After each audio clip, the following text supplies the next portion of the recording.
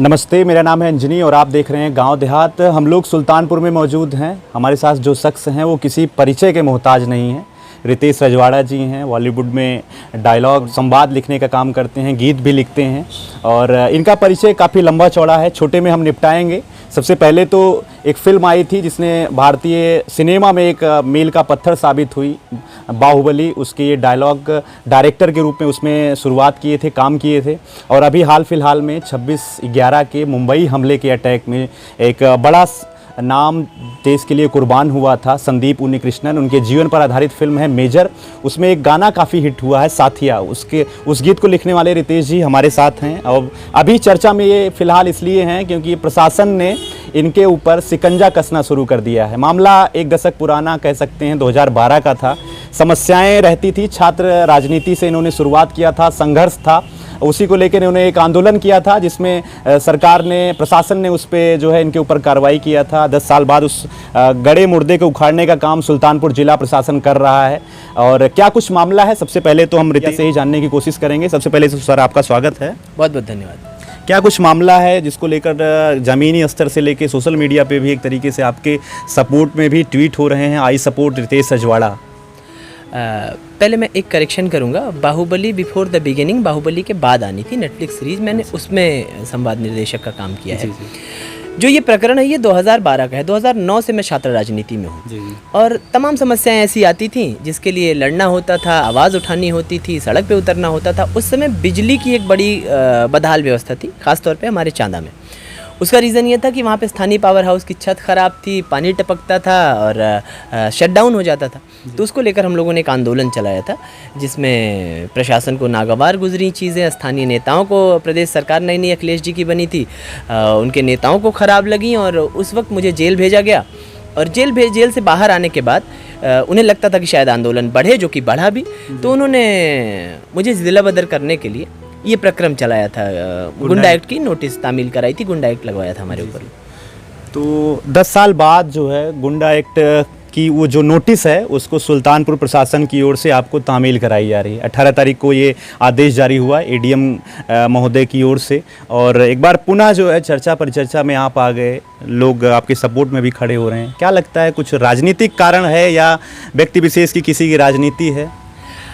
सामाजिक जीवन में आप किसी संभावना से इनकार नहीं कर सकते हैं। जब आप राजनीति में होते हैं, मास फील्ड में होते हैं, मेरा बैकग्राउंड राजनीतिक है, मेरा परिचय जैसा आपने कहा कि शुरुआत छात्र राजनीति से हुई है और आज मैं वहाँ लिख रहा हूँ। लिखने का और राजनीति का बड़ा अनुपम रिश्ता रहा है। वो चाहे पंडित अटल बिहारी वाजपेयी जी को देखें, विश्वनाथ प्रताप सिंह जी को देखें, तमाम बड़े लोगों को देखें, गांधी जी के भजन याद कर लें। तो इस बात की संभावना से कतई इनकार नहीं किया जा सकता कि इसमें कोई राजनीतिक विद्वेष नहीं हो सकता है। और मेरी ना निजी तौर पे उस विद्वेष के प्रति कोई चिंता भी नहीं है। बिल्कुल। मुझे लगता है कि क्रांति के रास्ते न रुके तो क्रांति कमज़ोर पड़ने लगती है। तो शायद मेरी चेतना कुंद पड़ने लगी होगी, तुंद पड़ने लगी होगी। उन्होंने थोड़ी और लौ लगा दी, थोड़ी और मुट्ठी उठा के इनकलाब किया जाएगा, थोड़ा और स्वर ऊँचा होगा, थोड़ी और आवाज़ें उठाई जाएंगी। ये जो विगत एक दशक का वर्ष बीता है, समय बीता है, इसमें कहीं भी किसी भी प्रकार की जो है आपकी ओर से ना तो आपराधिक या हिंसक कृत्य किए गए जिससे ऐसा लगता है कि प्रशासन को आपसे दिक्कत हो, उसके बावजूद भी वही नोटिस एक बार पुनः तामील कराई जा रही है। जो सोशल मीडिया का एक जो पावर है, लोग कहते हैं कि जो है मीडिया में अब हर कोई पत्रकार हो गया है, देश में हर कोई पत्रकार हो गया जब से न्यू मीडिया और सोशल मीडिया का ज़माना आया है। युवा भी आपको आदर्श मानते हैं, तो उनका जो एक आभासी दुनिया का सपोर्ट है, ज़मीनी स्तर पे सपोर्ट है, कितना कुछ आपके लिए मायने रखता है? मैं आदर्श वाली बात पे बहुत इत्तेफाक नहीं रखता। वो मुझे अपना साथी मानते हैं, अपने घर का मानते हैं, अपना भाई मानते हैं, अपना दोस्त मानते हैं। इस बात के लिए मैं कृतज्ञ हूँ, इस बात के लिए बहुत बहुत आभार है उन्हें। आभासी दुनिया की भी एक आवाज़ है, एक भाषा है और उस भाषा ने तय करा है, उस आवाज़ ने इतनी खलल डाली है डीएम साहब के, एसपी साहब के। आज वो परेशान है कि कहाँ पर हमने ये खेल दिया, कहाँ पर ये चीज़ें लगाई। पहला प्रश्न आपने कुछ पूछा था, मैं रह गया इसी सवाल में।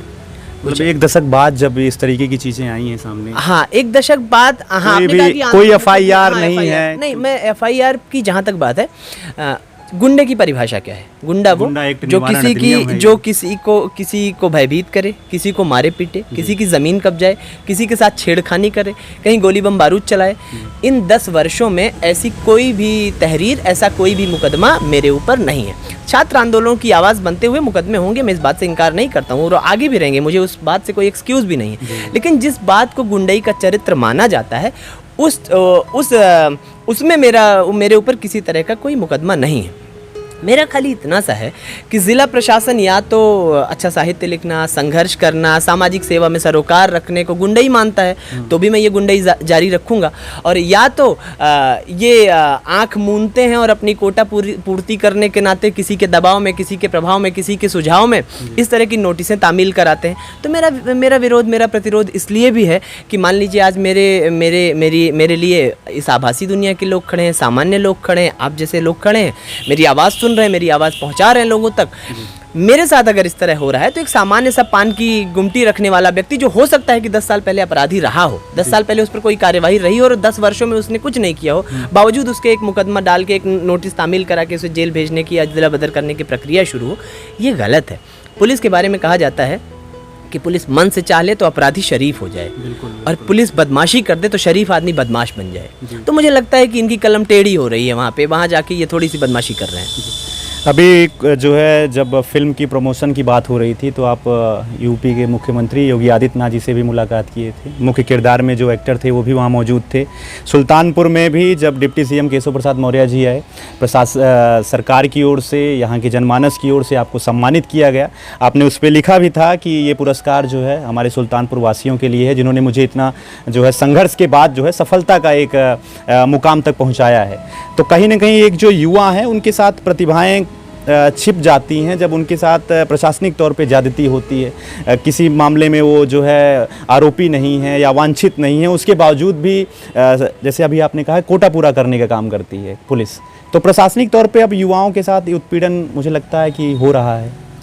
देखिए, लार्जर स्केल पे अगर मैं बात करूंगा तो माननीय मुख्यमंत्री जी की जहाँ तक बात है, मुझे नहीं लगता कि माननीय मुख्यमंत्री जी को इतनी फुर्सत होगी कि सुल्तानपुर में किसी रितेश रजवाड़ा पर गुंडा एक्ट लगवाया जाए। यह स्थानीय प्रशासन, स्थानीय नेताओं की कारगुजारी हो सकती है, इस संभावना से मैं इनकार नहीं करता हूँ। दूसरी बात, जो सपोर्ट की बात है, जो लोग खड़े हैं, मेरा फिर से उनको आभार है। और ये अब वही है, लोग कल लिख रहे थे कि मुख्यमंत्री जी ने मुझे ज़िले का गौरव बताया और प्रशासन गुंडा बता रही है। तो पहले तो ये तय कर लें कि मैं गौरव हूँ कि गुंडा हूँ, ये इनको तय करना चाहिए। एक सवाल आपका रह गया था, अब मैं मिस कर गया। लास्ट में आपने कहा था कि दबाई जा रही है आवाज़, क्रांतिकारियों की आवाज़ दबाई नहीं जा सकती। बिल्कुल। इंकलाब जितना दबता है उतना धधकता है। इतिहास उठाकर देख लीजिए, जिन लोगों का हाथ है या जिन लोगों की कोशिशें हैं या जो लोग इस तरह की बातें कर रहे हैं, उन्हें आपका चैनल ज़रूर देखते होंगे। मेरी खुला तौर पे उनसे निवेदन है कि अपना प्रक्रम, अपनी प्रक्रिया जारी रखें। जितना हो सकेगा गलत चीज़ के खिलाफ उतना तगड़ा प्रतिरोध करूंगा, उतनी भींच के मुट्ठियाँ उठूंगा। इस ज़िले का नौजवान उठेगा, लहर उठेगी, लड़ूंगा यार, लड़ते रहा हूँ, लड़ूंगा, ये दबाए नहीं दबेगा। बहुत बहुत धन्यवाद आपका। इस प्रकरण में रितेश जी हमारे साथ स्वयं थे, उनसे हमने जानकारी ली। आगे और भी जानकारी क्या कुछ होता है हम आप तक पहुंचाते रहेंगे। तब तक के लिए आप देखते रहिए गांव देहात, बने रहिए गांव देहात के साथ। आपका बहुत बहुत धन्यवाद।